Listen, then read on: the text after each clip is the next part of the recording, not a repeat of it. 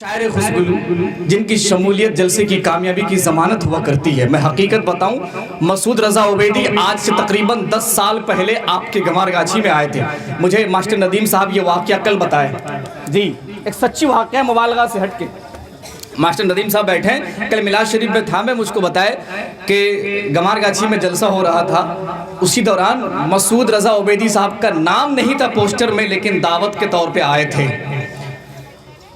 और उस जलसे की जो खुसूसी शायर थे वो अय्यूब शबनम साहब थे। अय्यूब शबनम साहब खुसूसी शायर थे।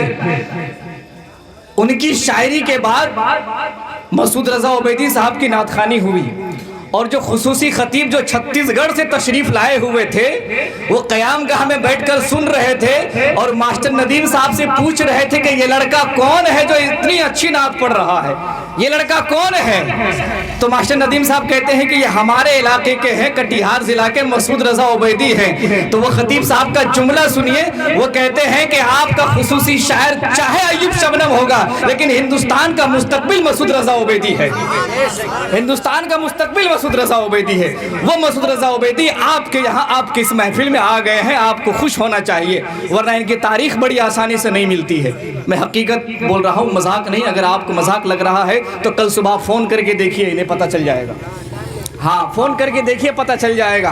आपके यहाँ आ गए हैं तो आप हल्के में ना लें, बात समझ रहे हैं। बहुत अच्छा आप सुन रहे हैं। और ये दरवेश कामिल की बारगाह है, दरवेश कामिल की आमाजगाह में आप बैठे हैं। इस तरीके से बैठिए, दिल है जिंदा घर सलामत है, इन्हीं आस्ताने के सदके हमारे सर सलामत हैं। आप बिल्कुल इस तरीके से बैठे, एहसास होना चाहिए ये शम्सुल हक का दरबार है।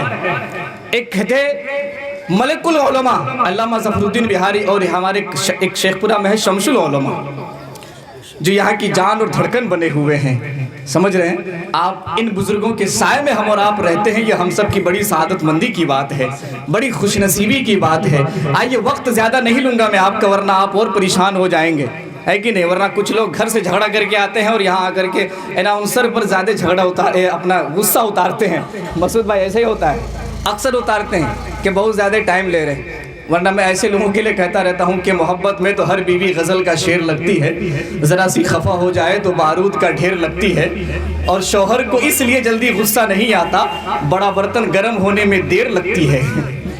बड़ा बर्तन गर्म होने में देर लगती है। आप थोड़े मुस्कुरा लें, मैं चाहता हूँ कि मुस्कुरा लें, इसलिए कि अब आपको नातखानी समाअत करनी है। मसूद रज़ा उबैदी को सुनना चाहते हैं आप लोग? कितने लोग सुनना चाहते हैं? अच्छा, सब लोग सुनना चाहते हैं, लेकिन अभी मैं सुनना नहीं चाहता हूँ।